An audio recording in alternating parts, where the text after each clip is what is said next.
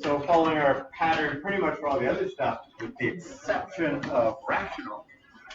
Every other unit, be it polynomials or exponential, and now with logarithmic, is to model data using a log function. So we've done linear functions, straight lines, we've done quadratic functions, which are parabolas, we've done cubics, we've done exponential, and now we're going to do logarithmic. So the second last of the regression functions. Okay, so the next unit will be sinusoidal, and then that's the last of the regression functions. So modeling data using logarithmic functions. It's going to be expressed in this form: y is equal to a plus b ln x. Okay, so we are using the natural log, not log, right? It's going to be ln. Part A, the data below shows the average growth rates of 12 weeping pagan cherry trees planted in Washington, D.C. At the time of the planting, the trees were all 6 feet in height and 1 year old. So this will be our L1, the age of the trees. The height in feet will be L2. So calculator, I'm just going to clear it. Second plus 7, left arrow, enter 2. At the very least, you should clear your lists. So second plus number 4, clear all lists. And let us, once again, run a regression. So no matter what regression we're running, it still looks like this. You put your data in L1. So stat, edit. In L1, you put your x values. So 1, 2, 3, 4, 5, 6, 7, 8, 9, 10, 11.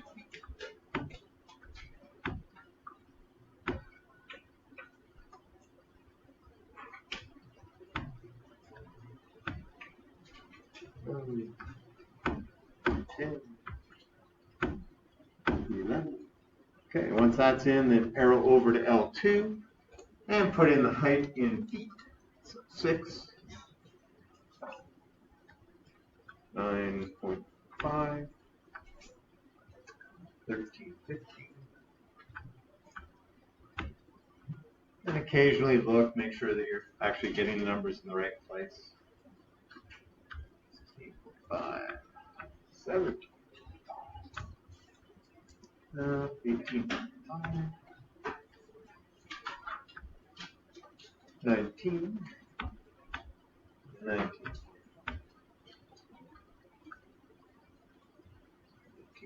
18.7.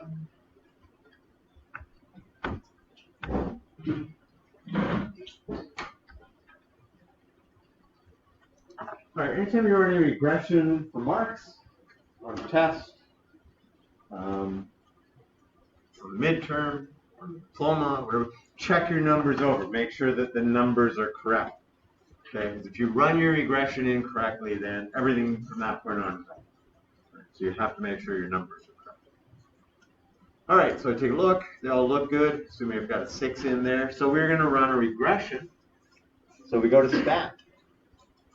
Arrow over to calc. We want ln reg, which is number 9. Okay, ln. So you can just hit number 9. And either you see ln reg and just the word ln reg, I think. Maybe got that? You have a parenthesis next to it? Or yeah, so is it ln reg in parentheses or just ln reg? Just ln reg. So either you see just ln reg or you're seeing this screen. The L1, L2, we want the frequency list. We don't need anything in there. So if you're looking at this screen, go down to store regression equation. If you're just looking at ln reg, now altogether what we're going to do is put in a y1. So every calculator will work this way. If you go vars over to y vars, hit enter on function, and then it shows y1, and just hit enter. So either your screen looks just like this, or it says ln reg and then has a y1. And then hit enter to get to calculate, hit enter again, and it's going to generate the logarithmic regression. So write this out. So don't do a screen dump. Don't write out the thing. You write out the actual equation. So an equation has to start out as y equals. Let's just determine a logarithmic regression. Yeah, we got that. So y equals, so a first, 6 point, you know what, let's go 3 decimal. We didn't say, but plus b, 6.108 power of x. Or sorry, plus b, 6.108 ln x, ln x. Okay, so what you do anytime you're writing an equation from a regression is it tells you at the top, here's the form, right? Like if it was quadratic, it'd go y equals ax squared plus bx plus c, and it would give you a, b, and c. So it tells you the form, and you write y equals, then you substitute in a, rounded appropriately, plus, and then you put in the b value, and then just write ln x. Determine if this is a good fit to represent the data. So we're going to do 2 things. Okay, we can go second function y equals, moving into the stat plots. Okay, so the stat plots, that will show us the points that we put into L1, L2. So all we have to do is go to plot 1 and hit on, right? Or turn on plot 1. So if you're looking up at the top, plot 1 is on if it's highlighted, right? If it's in black there. Everything else is fine, so we can, whoops, we can quit out of there. Second function, quit. Okay, we go to window. So we need to set a window for this, right? So we can see we're going from 1 year to 11 years. So let's go, I mean, if we look further down, we'll see what kind of questions are they asking us. It doesn't hurt to look further down. 20 years of age, what is the height of the tree? Okay, so we're going to want to set our window so that it goes up to a little bit more than 20. So let's start at 0. Let's go to 25 maybe. Okay, and we can do that by 1s or maybe by 5s would be better. If we do it by 1, there's going to be a lot of ticks. Let's go by 5s.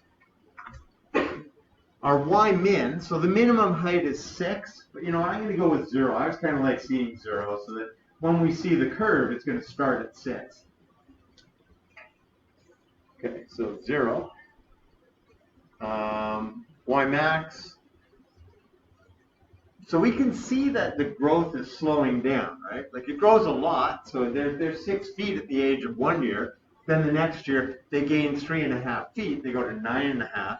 And then like another 3.5 feet. And then things start to slow down. Then it's like 2 feet, 1.5 feet, et cetera, et cetera. So I don't think we're going to get really hugely above 19.8, but let's go to 25 for that, and we'll go by 5s. So we just go 0 to 25, right? When we hit graph, first thing we're going to see is our points. So we'll see the dots, right? And they should be going up, right? They're going to start at 0, 6, and then we'll see our logarithmic regression. So does that seem to fit the dots that we have? Yeah, not too bad. Now looking at this, I might say, you know, I expect this should probably do that. Okay, but that's our model, right? That's what we've got. So does everybody look like that? You got this same equation, right? The graph looks like that. If not, speak up. I made a mistake. All right, graph new equation, check. Is it a good fit? So I would, you know, it's a good fit. Up to about 10 years, I'd say it's a good fit. So up to 10 years. Yeah, then maybe not. Then, you know, I'd want more data, right? Like if we could get more data, so 11, 12, 13, 14 years, then we could probably get a better representation. Okay, then it seems to be climbing pretty fast. It seems to be climbing faster.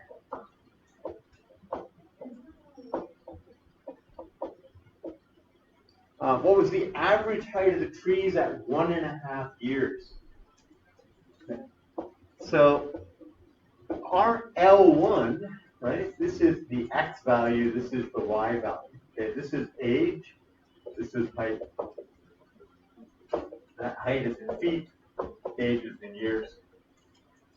So we want to put in an x value of 1.5. So we go second function calc, we get into the calc menu, and we want value. So when you do value, it's going to say x equals, and you say, okay, I want an x value, I want a time, which is the x value of 1.5. So second calc value, x is equal to 1.5, and what do we get? A height of, it says to the nearest tenth of a foot, so 8.6 feet.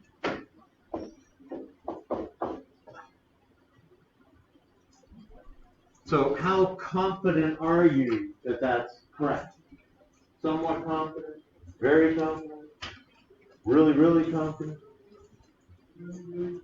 Yeah. So when we interpolate, we're generally really, really confident, right? Because we're working in between values that we've actually measured. And when we look on the graph and we see the little flashing crosshair here, it's right on the line. The line is going almost pretty much right through, a good chunk, the middle of the box. It's not until up here where it starts to cut through the top of the box and here where it's missing the box, which is, okay. So if we extrapolate, what do we predict the height of the trees at 20 years of age? So second calc, value again, right? We've got years, put in 20. So that's why our x values have to go beyond 20, right? Otherwise you'll put in the 20 and it'll give you an error. So if that happens to you, if you're trying to do a second calc of value, if you're putting in a number outside of the window, you're going to get an error. So you just have to expand your window. And that's why before we set the window, I looked down here to say, well, how far out do we have to go? And we get 24.4 feet. Question says, is this prediction realistic? What do you think? Let's take a look. So here's this, right? So it started, at the end, it's going by what? So from 19, half a foot 1 year, 2/10 of a foot the next year, 1/10 of a foot the next year. Okay, so do you think in 9 more years, if you're slowed down to a rate of about 1/10 of a foot, you're going to hit 24 feet? And it's like, no. Right? I mean, we can see that when we look at the very edge, right? As we start to get off here, yeah, we're good here. Now it's just hitting the top corner. Now it's like missed the box totally. So it's more likely to do something like that, right? Like there's not going to be that much more growth. And you know that. I mean, you walk around the neighborhood, you see older trees. At some point, they're just not growing at that same rate. Right? Like there's a lot of 50-year-old trees around here because the neighborhood is like 50 years old. You know they just don't keep going forever. They slow down as they get taller. So, is this prediction realistic? No. See above. Okay. Here. I would say up to 10 years. Right? We want to interpolate even up to 11 years. Sure, maybe. But as soon as you start extrapolating, it's like, yeah, the model doesn't seem to match the data as we move further along. How could we make this better? Well, if we had a height at 12 years, 13 years, 14 years, and so on, then we'd probably end up with a better model, right? We'd get a better fit. Based upon your observations, what would you predict to be the average height of a mature Higgin cherry tree to the nearest foot? So where do you think it's going to end? Where's it going to top out? Probably 20 feet, right? Look at 19, 19 and a half, 19.7, 19.8. Yeah, probably 20 feet. So based on the table, right, which is where it differs from the model. Based on the table, 20 feet.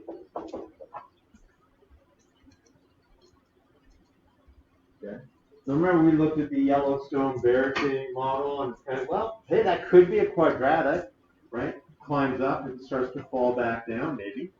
It could be a cubic.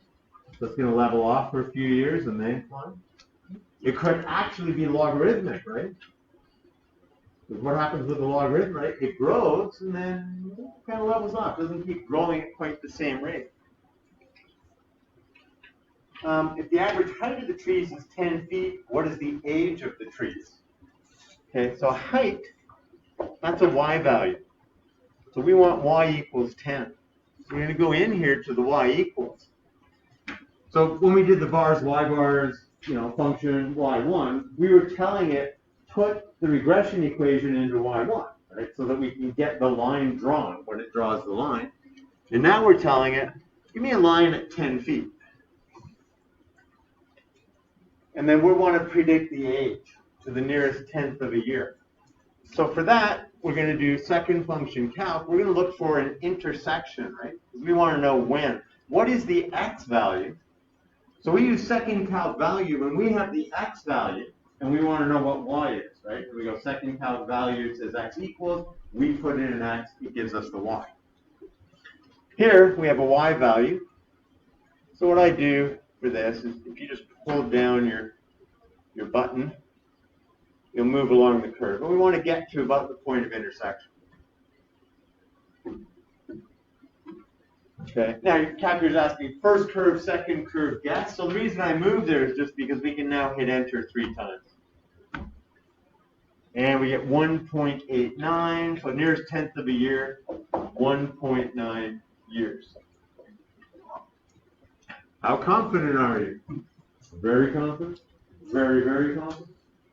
Yeah, so very, very confident, right? We're doing an extrapolation, an interpolation. We can see that our flashing little dot here is right on the blue line, and the blue line is pretty darn close between those 2 points. So we're pretty confident with an interpolation. Extrapolation, that's a different matter. Part B, the table below shows the approximate energy in kilojoules that is released by earthquakes of different magnitude. Enter the data in your calculator, plot the data. Okay, so L1, L2, this is X's, this is Y's.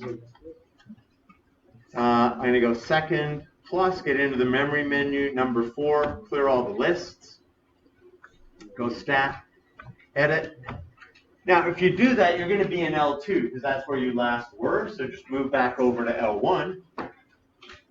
Okay, and we are going to put in the numbers, 63, 2,000, 63,000, 2 million, I get 2 million, no, 2 million, 63 million, 1, 2, 3, 4, 5, 6, and 2 billion.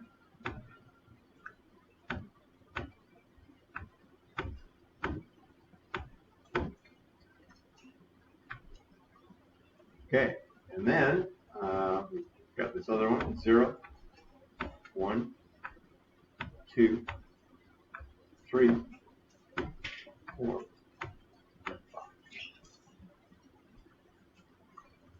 Okay, so we have energy, and then we have the magnitude of the earthquake, right? So you've all heard magnitude of earthquake.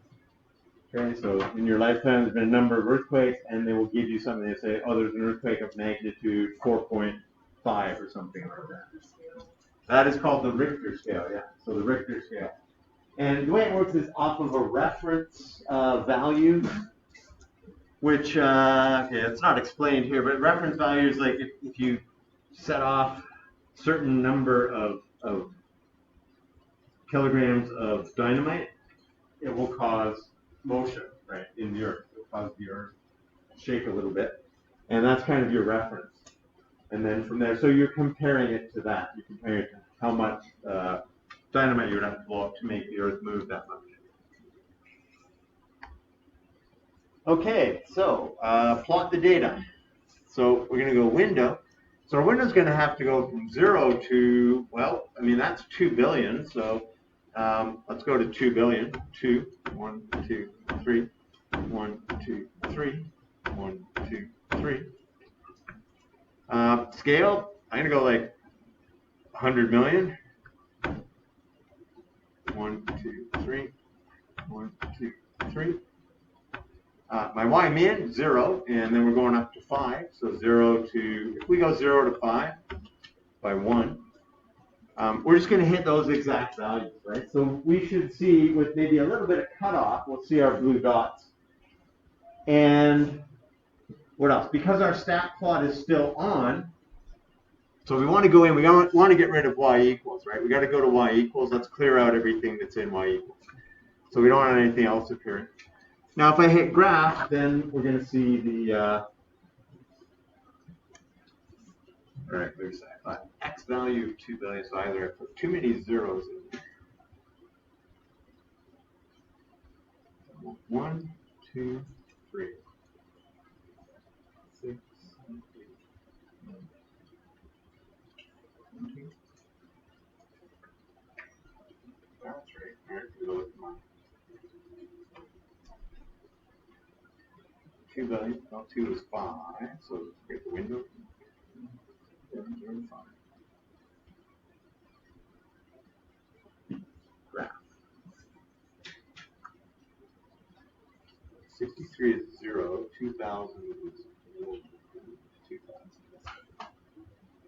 Oh, there it is there. There it is. I should have gone a little above, right? So we should go a little below. We're probably better off here going from like, I'm going to change this. Let's take our window. Let's, so the x to 2 billion is fine. Let's back this up to -1, and let's take this up to 6. And that way, there. Now we can see that. It's just, there's a huge leap there, right? Like that's pretty huge, right? And here, like we're going from 63 million, and then we're going to 2 billion. So that is a huge jump.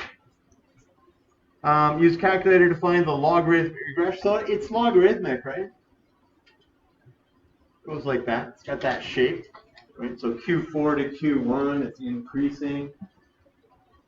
All right, let's run a lawn regression. So stat, calc, number 9, lawn regression. Okay.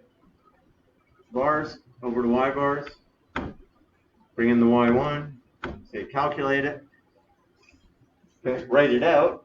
Y is equal to a, -1.199. Okay, 120. If I go to -1.120, plus b 0.290 on x. Right? So this is rounded to 3 decimal places, right? So basically 289 rounds to 290. 0.289 to 3, that's 0.290, because there's a 5 to the right of the 9, right? So just take that number out. So take the 9 up to a 0, the 8 up to a 9. Take the 89 up to a 90. And on the other one, it's 1.199. Okay, so it's going to be 120. All right, we've got it. Now what? Oh, let's look at it. Right? Go look. Not bad, not bad, not bad, not bad, not bad. We're really good, right? I feel pretty confident about that one, right? Because it is going right through that last point. So that looks pretty good. And through these guys, right? And remember, nothing's really, this is a scale of 2, but each tick is 100 million. Well, we're not even at 100 million when we're out at 4, right? We're not even at the first tick here when we hit 4, right? We're just a little over halfway. Then all of a sudden, right, we get out to 2 billion. So we got a good fit. Looks good. In 1960, the Valdivia earthquake in Chile released approximately 1.1 times 10 to the 6 kilojoules of energy. 16, sorry. Use the equation from part B to determine the magnitude. Okay, so using the equation, so this kilojoules of energy, that's an x value. So we're going to put that number, 1.1 times 10 to the 16, in as the x value. So we're going to write y is equal to -1.120 plus 0.290 ln 1.1 times 10 to the 16. Okay, so I'll show you how to get that into your calculator. All right, let's quit out of there. So -1.120 plus 0.290 ln. Okay, you go 1.1. Second function comma takes you to EE, which shows up as an E. So the EE, I think of it as like enter exponent, right? So you're going 1.1 and then enter the exponent, and we put in 16. So you read 1.1 E16 as 1.1 times 10 to the power of 16, right? So it's an exponential form. 1.1, the E means times 10 to the power. Scientific notation, right? Well done. He says, dismiss. Very well done. Anybody not done scientific notation? Pick science 10, we're going to do that. And hit enter. And so we would have a magnitude of 9, so to the nearest magnitude, so y equals 9.59, so magnitude 9.6. So it'd be a magnitude 9.6. That's about as big as they get. Like there's nothing left standing. There are no buildings that can withstand that. In San Francisco and on the coast and that, they'll build buildings to handle earthquakes because they get them. And so that, they could be on springs or they could be on something in the, underground, big airbag or something, just so that, Transamerican Pyramid, right? So it's on what? It's on springs, right? A really big spring. Really, really big spring. Yeah, so that if the earth moves under it, then the building can move. It can sway without falling down. Right? If the building is solid to the ground and the earth moves, the building's going to fall down. But at 9.6, it doesn't matter what it's on. It's just going to fall down. Okay? Nothing's going to withstand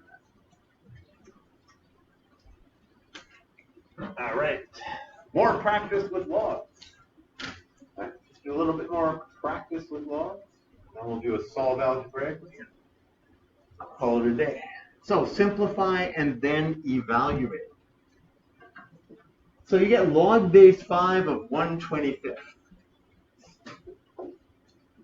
Which means what? We look at that and we say 5 to the power of something is going to give us 1/25.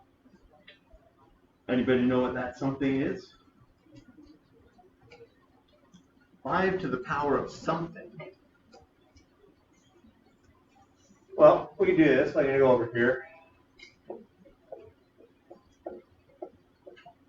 So 1/25 is 1/5 squared, right? 5 squared is 5 to the negative 2. I have log base 5 of 5 to the negative 2. So we're saying 5 to the power of something gives me 5 to the negative 2. Okay, it's negative 2.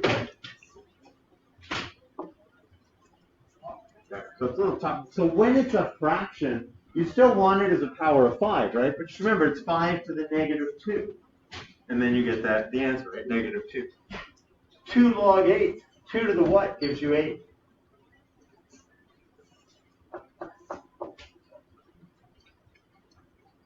Okay, 2 cubed, right? 2 cubed is 8. So we end up with negative 2 minus 3.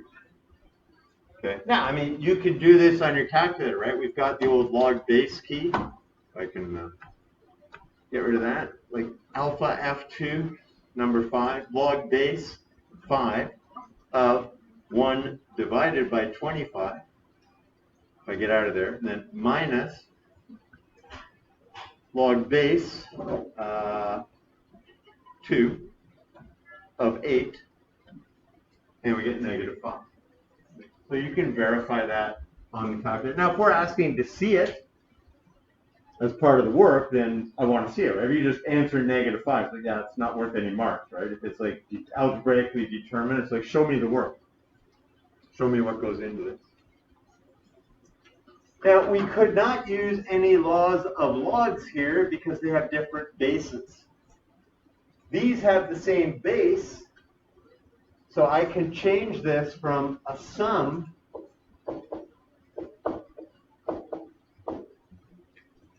okay, so if we look on our formula sheet, we see log base, where's our formula sheet? We see log base b of m plus log base b of n, okay, which is on the right-hand side, is equal to the log base b of m times n. So log base 3 of 18 times 3 halves, which is log base 3 of 27, which is, you can use your calculator, but you don't need to, right? 3 to the power of what gives you 27? 3. Okay, so the answer is 3. Okay, log 2, we can do this. Log base 2 of 320 times 10 is log base 2 of 3200. Now, 3200 is not a power of 2. Okay, so we've simplified it, right? We've shown that, hey, you're adding logs with the same base, right? That's why we couldn't do that here. They don't have the same base. Base 5, base 2, you cannot use any of those simplifications. And if I want log of base 2 of 3200, so on the older calculators, you would go log 3200 divided by log 2. So you could change it to a base 10 log, right? And you use that on your calculator. If you've got one of the newer calculators, then you go alpha F2 and alpha F2. And number 5 is log base 2 of 3200. And we get 11.664. We'll just go to the nearest number.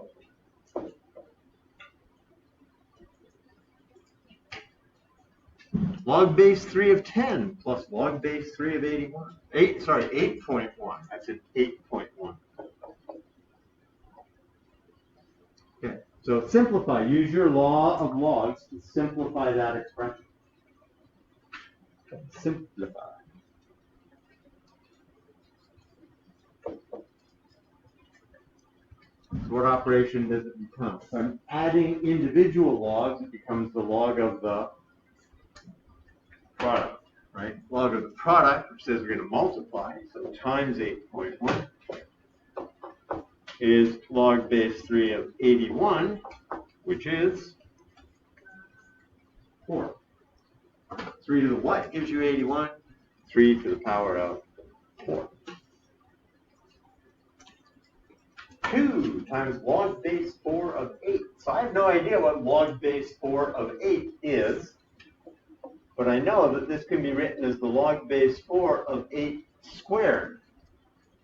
Okay, so if we have a number in front, then that number gets promoted up to be the exponent. So it becomes log base 4 of 64. So is 64 a power of 4? Well, 4 to the 1 is 4. 4 squared is 16. 4 cubed is 64. So log base 4 of 64 is 3.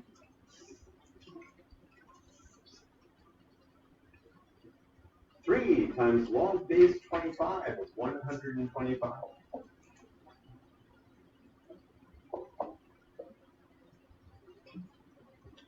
We can move that up there. Log base 5 of 125 cubed. Okay, I have no idea. So I'm just going to use my calculator for this, right? So either way, I guess, on the calculator, you could just go 3 and then go alpha F2. So 3 times log base 25, right? So this one, algebraically, you're not doing it. Works out to 4.5, right? 9 halves. And if you do log base 25, so 9 over 2.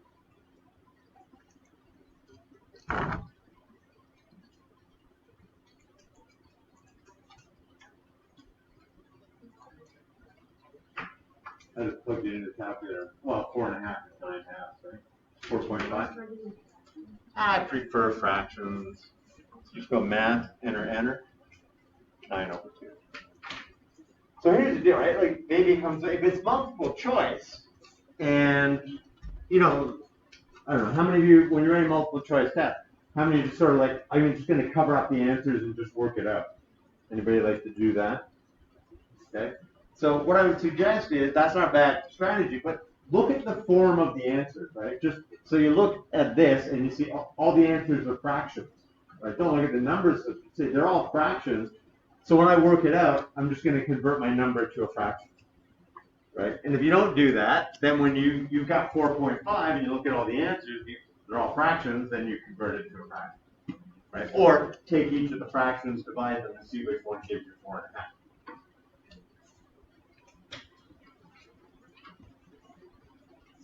Solve algebraically using logs, round to the nearest tenth where necessary. So we're going to take exponential form and change it to logarithmic form. So what's this going to be? The log, what's the base? 4, right? So the base is the base. 4 is the base of an exponential function. 4 is the base of the log function. The log base 4 of what? Of 10 is equal to what? Okay, x minus 2. So x is equal to 2 plus log base 4 of 10. We're just going to add 2 to both sides.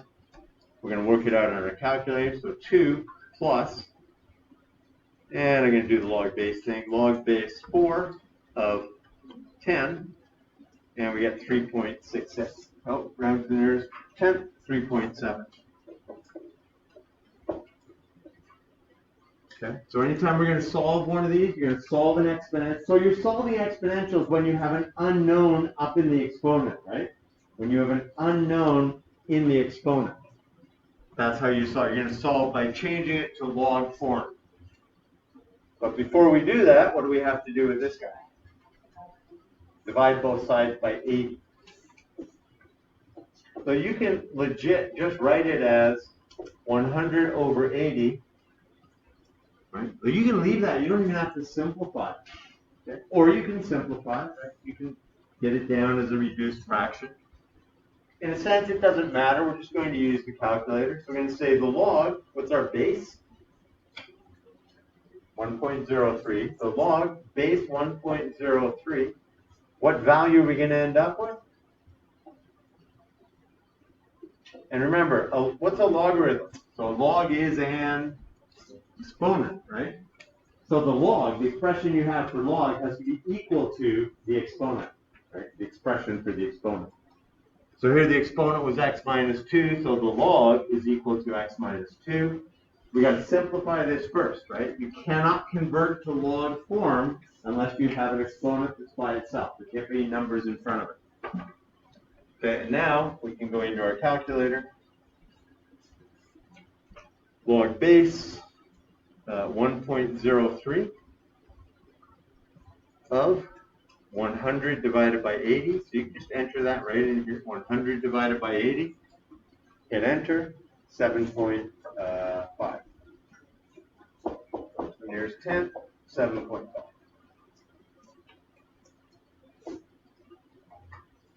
Okay. Give C a chance.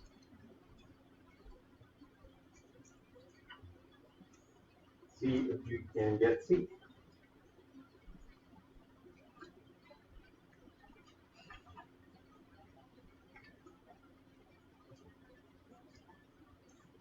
Given a log form, we're going to convert that to an exponential.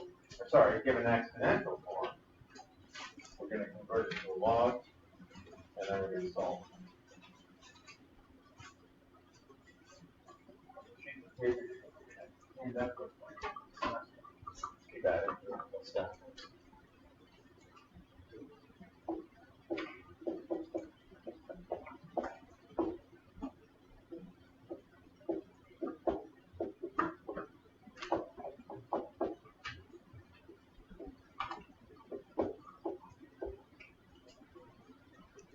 So you can simplify it right down, right? You don't have to work anything out. Or at some point you can just work out what log base 6 of 30 is.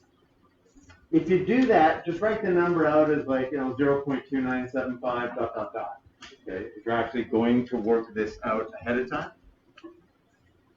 So at this point, your next line could have been, well, let's see what log base 6 of 30 is. log base 6 of 30. So you could have written, your next line could have been 1.89824, but don't round it, okay? Don't round it. And if you do it this way, you don't have to worry about rounding it, right? We're just saying this is 2x plus 1. Okay, kick the 1 over. So this minus 1 is 2x. Divide both sides by 2. Make sure that this is done first. So on the calculator, I'm going to put the top in brackets. Go bracket, okay, log base 6 of 30 minus 1, close the bracket. Okay. So you have to evaluate that expression first, then divide by 2. So divided by 2. And we get 0.449, which to the nearest tenth would be 0.4. Okay. So watch your rounding on that one. It's still 0.4. So if you try and work out 6, so let's say we do this, 6 to the power of 2 times 0.4, right, because that's rounded, plus 1. How close to 30 are we going to get? Well, we should be in the neighborhood of 30, right? But I don't think we're going to be terrifically close, right? 25.15. Right? We're not 250. We're not like 2 or anything. But if you did 6 to the power of 2 and brought that number down, which looks weird, so so 6 to the power of 2 times and brought this number down and then went plus 1, we're going to be really close to 30, right? Either 30 exactly or 29.99 or 30.0000. Right? So that was pretty extreme rounding because, we're almost, 0.45 would have been a lot closer. Let's go back up here. So if I pull that down and go back and make that 0.45, we're going to get a lot closer to 30. Right? But the rounding was pretty extreme because that was almost 0.45. But we rounded to the 10th and got 0.4. Okay, questions?